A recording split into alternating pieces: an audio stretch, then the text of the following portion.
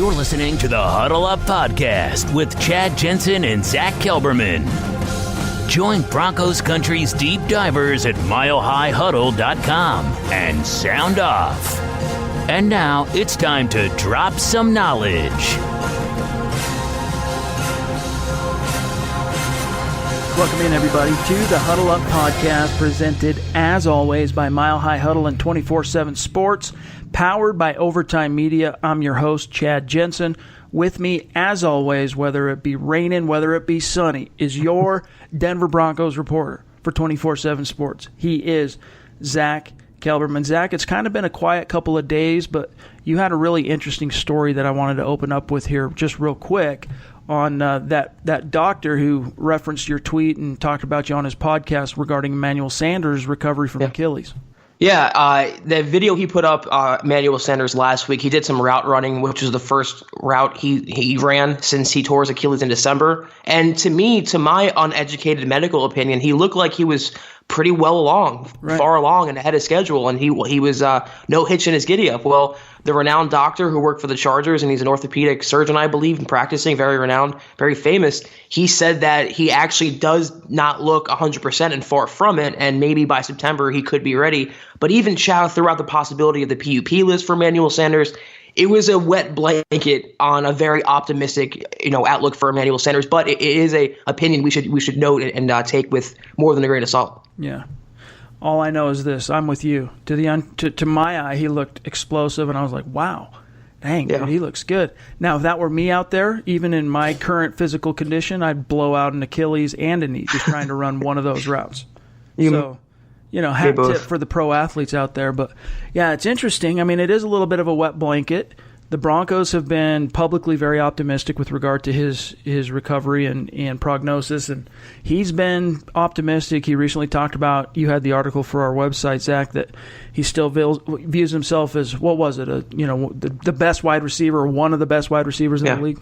Yeah, one of the best in the entire league, and he said he wants to go back to the Pro Bowl. He wants to be on NFL Top 100, and, I'm inclined to believe the Broncos doctors and Emmanuel Sanders' opinion because they've examined him up close. Chow's only seen what he's seen on social media, so that's kind of hard to go off. Even if his opinion is noteworthy, I just happen to think Sanders, they might ease him along slowly just for precautionary reasons, but come this season, no PUP list, he should be good to go, and I think he's right. At full form, at 100%, which he should be, he could be an explosive receiver in this offense, and who knows, with Joe Flacco, he could be back in the top ranks in production.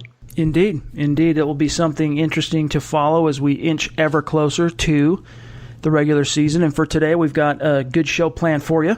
We're going to break down this article I published on Tuesday revealing 10 candidates that I believe are poised to make that quantum leap for the Broncos in 2019. And Zach's going to pick that apart. We're going to have ourselves a little discussion, perhaps a debate. But first, a quick reminder. Make sure you're following the show on Twitter at HuddleUpPod. That is the best way to keep your finger on the pulse of what's happening with the show in real time, including weeks like this where we are actually putting out questions for our Mile High mailbag to our Twitter followers. So for the next couple weeks, as things are really slow, we're gonna turn to our Twitter followers. We're gonna turn to our YouTube followers and subscribers. So all of you out there listening, keep an eye out for our call-outs for the mailbag. If you have questions, whatever's burning on your mind, you don't have to be a VIP for these editions of the mailbag. Fire away, but you got to be following on Twitter, and you have to be subscribed, of course, on YouTube. And then don't forget, also, leave your creative review and 5-star rating on iTunes. All right, Zach, so let me just, a quick disclaimer with regards to this article. I make mention of this in the piece, but this is not necessarily meant to be, a series of bold predictions. I'm not guaranteeing or predicting any of these players per se are going to break out. These are players that I see poised to have the greatest chances when you look at all the different convergence of factors and things just kind of cooking. These are the guys I see that have the biggest opportunity on the 2019 stage to not just take a step forward, but a quantum leap. And let's start with, I want to get your thoughts on these. Let's start with the first guy here, Garrett Bowles.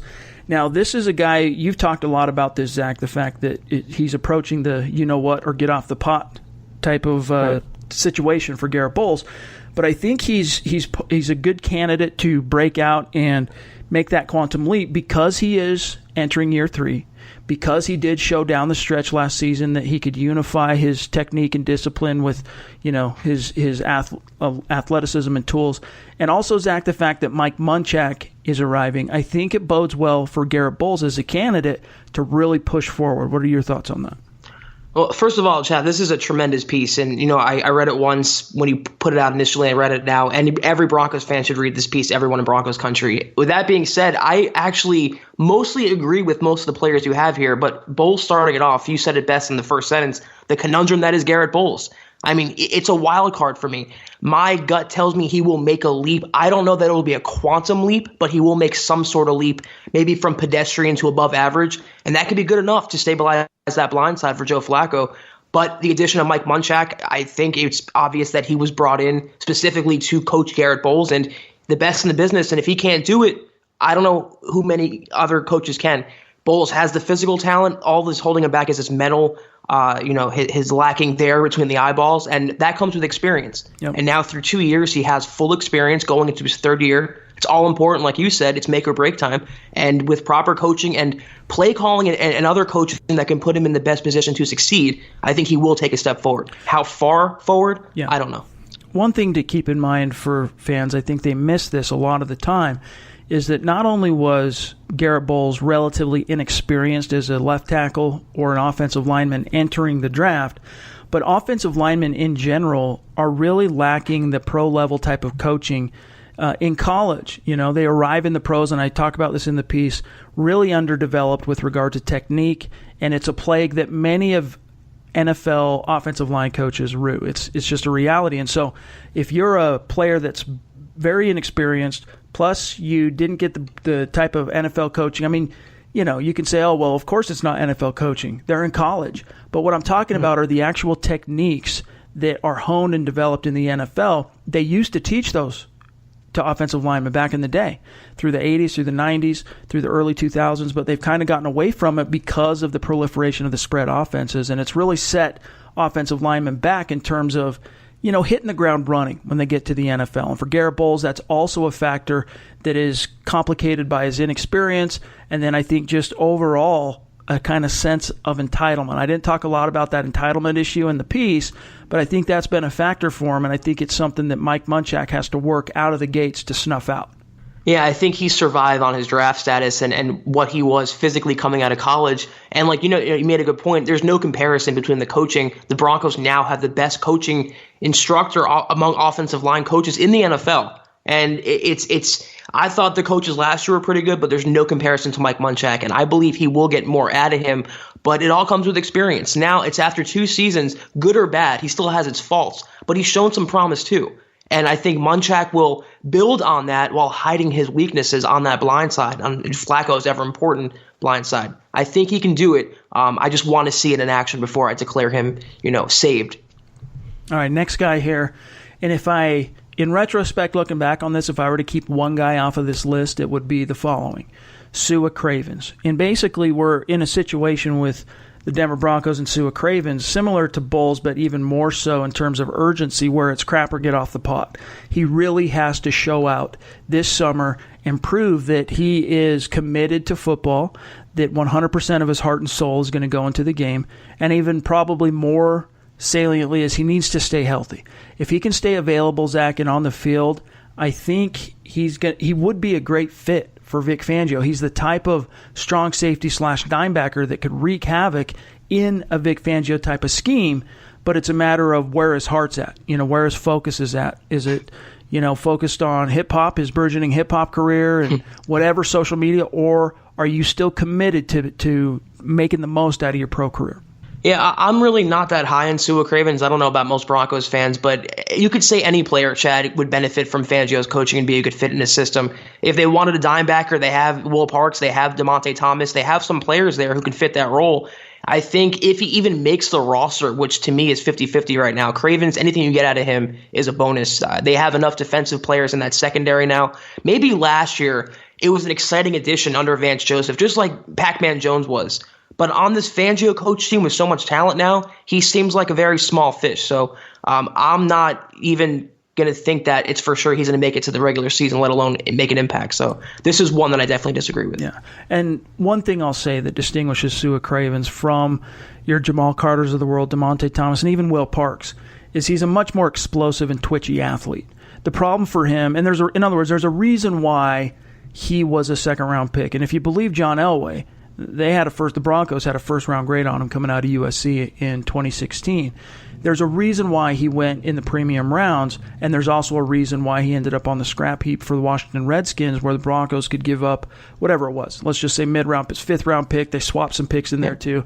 But that's the difference is he has, I think, a higher ceiling than any of those players. It's a matter of getting together between the years. And if he can get it together, that's why I could see him really taking a quantum leap as an NFL player, which up to this point, as a pro player, Zach, we haven't even seen him take a single step, really. I do agree with that. Among the players, we listed, he does definitely have the highest ceiling. He is more explosive, but he's just given us no indication that he'll get it together. Yeah. And I'll believe it when I see it with him. And I have serious doubts we'll ever see the Sua Cravens the Broncos imagined they were getting last year. Fair enough. Todd Davis is the next guy on this list. And we've talked a little bit more about this on the recent iterations of the podcast, but I think people are sleeping a little bit on Todd Davis and Josey Jewell. Josey Jewell factors in. You could include him on this exact spot as well. People make a lot out of, they're not, twitchy and explosive. They're not exactly sideline to sideline. They can't turn around and run like a lot of, like your Devin Whites coming out of the draft were, et cetera, et cetera. But I think Todd Davis and Josey Jewell, we'll include them in as one here, have an opportunity to not just excel, but really take a quantum leap forward because of Vic Fangio. If you think about it, Todd Davis as a starter, he started seeing those type of snaps, I guess, in 2016 under Wade Phillips. But the last 2 years when he's predominantly been a starter for the Broncos, Davis has been playing under some really crappy coaching and uninspired X's and O's from Joe Woods and Vance Joseph. And so he's building up year after year, though, starting experience. He's got the live bullets. He's ready to go. You team that up in his leadership and his football IQ with Vic Fangio, I think it's a recipe for Davis having the best season of his NFL career. I've really learned to come around on Todd Davis. I was one of his bigger haters, but he has some value to this team. And even though he's limited in coverage, he really has early down value for Vic Fangio. And I think you nailed every point there with this coaching scheme. And just like with the Sua Cravens comparison that he was a small fish or big fish with Vance Joseph, Todd Davis was a small fish, and now he can be a big fish here because he'll be put in a better position to succeed, like most other players with competent coaching. You need those workman-like players, high IQ, right place at the right time, good locker room presence. And you know what? In hindsight, I think the Broncos made the right choice going with Davis over Brandon Marshall. I think he was the better building piece next to Josey Jewell. Whether they should have addressed the position more, though, this offseason in free agency or the draft, that will come out in the wash, as you say, Chad. Yep. But as of now, with Fangio's coaching, I agree with this. I think we can see a new and improved Todd Davis. Maybe not the Patrick Willis All-Pro of old, but definitely an improved player. Fair enough. Now, this one I've gotten a little bit of pushback from people, and I understand why, because I'm listing a 12th-year veteran as a candidate poised to take a quantum leap forward. But it's Joe Flacco. And really, when you boil it down, there's 5 reasons why I see him being in a prime position from a potential perspective to take that quantum leap. And they are as follows. 1, just the overall mystique, the overall juice of being a Broncos quarterback. It just does things for players. There's something about it. 2, Flacco's going to have, we've talked a lot about this on the show lately, a talented and creative offensive coordinator, which if you go back to his career in Baltimore, he's really suffered from kind of a swinging door of OCs just rotating in and out just about every other year or so. And with Rich Scangarello, not only, we don't know exactly what kind of acumen he has as a play caller. That remains to be seen. We haven't seen that yet in the NFL. But he is creative, and he's coming from the Shanahan scheme, and he's a quarterback developer. He just has a way of connecting and communicating with quarterbacks. So those are the first 2. 3, Flacco's going to benefit from, yet again, a dominant defense. He's had that often in his career in Baltimore, which will create, in theory, additional opportunities for Flacco to produce statistically. 4, He has arguably, this is something I've hammered on quite a bit lately, the most talented core of skill position players that he's ever had, at least in one place at one time.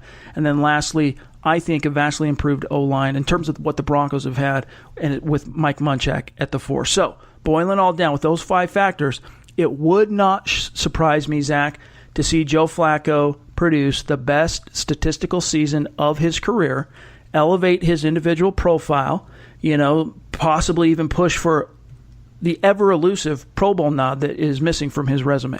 I mean, you know where I stand on this, and we're obviously split on our Joe Flacco projections for the Broncos. Quantum leap based on what we saw last year, I mean, that would entail him not getting benched for a rookie and maintaining a job through all 16 games. A quantum leap from the Super Bowl MVP, that would be obviously big for the Broncos. Somewhere in between, I believe we'll get the Joe Flacco, good enough to help the Broncos win, but not this. I just personally don't see a Pro Bowler quarterback in Joe Flacco. Maybe as an alternate if all their quarterbacks drop out, but I really have to see it come together on the field. There's too many moving parts with the coaches and the personnel. On paper, it's a great fit, and on paper, I can see it. But taking off my orange color glasses, I gotta give it time to materialize. Yeah, it's probably the biggest question mark on this list in terms of, I understand it because taking a quantum leap, breaking out, I mean, we're talking about a quarterback who's been to the top of the mountain from a, achievement perspective. He's won a Super Bowl, been named Super Bowl MVP for his efforts. So I understand some of the pushback. And you and I don't exactly view the Flacco thing through the exact same lens. But I do think we're primed to see Joe Flacco take a step forward. We'll see how big of a step that can be, including the next few players. We have a few more we want to talk about here today from this article. But first, we got to take a quick break. We'll be right back. Huddle Up podcast listeners, check this out. If you've been thinking about becoming a Mile High Huddle VIP subscriber, now's the time to do it. We have a phenomenal offer to get your foot in the door as a new VIP. Right now, you can get your first month of VIP for $1. That's insane value, and it immediately gives you access to all of the premium content we produce. If you want to subscribe for the year, new annual subscribers will get 30% off the cost of a membership.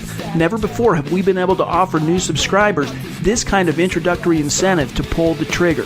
This is how you get access to our VIP mailbags every Friday. Zach and I answer each and every question from our VIPs, even if it means an episode goes a little bit long. Jumping on this offer also gives you 100% access to every piece of content we produce on the front page, including our Broncos film room breakdowns and every other form of deep dive Broncos content our site is known for. VIPs also get entry into our members-only MHH Insiders Forum, where you hear the insider buzz first from our talented and plugged-in staff, and you get to engage with other passionate and knowledgeable fans just like you. Becoming a VIP subscriber, you guys, it's the best way to support the work and the time Zach and I put into producing a daily podcast for your listening pleasure and edification. So go to milehighhuddle.com, click on the green banner, choose monthly or annual, and you are locked in. The regular season will be here before you know it, so jump on one of these offers, Broncos country. This is the Overtime Podcast Network. All right, Zach, let's mow through these bad boys. We got next up Royce Freeman. Now, in the same way that you might say quantum leap for a 12th year guy, quantum leap for a second year guy, I mean, he's just getting started. But if the offseason is any indication, Royce Freeman is fit to be tied. Like, he's chomping at the bit. I think, being injured and then while you're injured, seeing an undrafted teammate who you had postured and poised in your own mind anyway, way below you on the depth chart, go on to not only just make a Pro Bowl, which is phenomenal, but to become basically a superstar in the NFL. It's had, I think, a quite motivating effect on Royce Freeman. He's looking good. And back, I think it was, Zach, 2005, the Broncos had 2,000-yard rushers on one team in the same season, Tatum Bell and Mike Anderson. I wouldn't be stunned, completely shocked, to see Royce Freeman and Phillip Lindsay follow suit in 2019. I really wouldn't either. And if they commit to the ground game, it's certainly possible. Freeman is not hurting for sources of motivation right now, like you just mentioned. And I happen to agree that he will take a big step forward. And he will even surprise a lot of Broncos fans who think his production is going to just be limited to, a certain amount of touches per game and Lindsey's going to be the star. No, he's going to have a predominant role in this offense. And you even did a great video chat about how Phillip Lindsay is in the best training camp battle, the most explosive battle this summer. And it's true. he's not going to be handed any job. And Freeman, like you said, is chomping at the bit to get that RB1 status back. And he will push Lindsey, make both players better. His stats will be up, and if he can stay healthy, he's going to be that vulture and workhorse for the Broncos this year. That's the key for Freeman, man. He's just got to stay healthy, and he had so much, concern about the tread on his tires after how used he was by the Oregon Ducks. And unfortunately, his detractors in that sense were, they got to their day in the sun last year when he basically went down halfway through the year. But now he's got to prove them wrong. He's got to prove that he can stay healthy. And if so, I think good things will follow. Now, I have 2 defensive linemen on this list, so let's roll them into one here for the sake of our conversation, Zach. I've got Adam Gotsis being poised to take a quantum leap forward, and Derek Wolfe. And again, it's kind of curious because Derek Wolfe's entering his 8th season in the NFL. He played very well under Wade Phillips, especially that Super Bowl year. But he's been, during that era, playing with Phillips, he was consistently banged up. He struggled to stay healthy, and it affected his play. We've heard Derek Wolfe talk about, I was basically born to play in Vic Fangio's defense.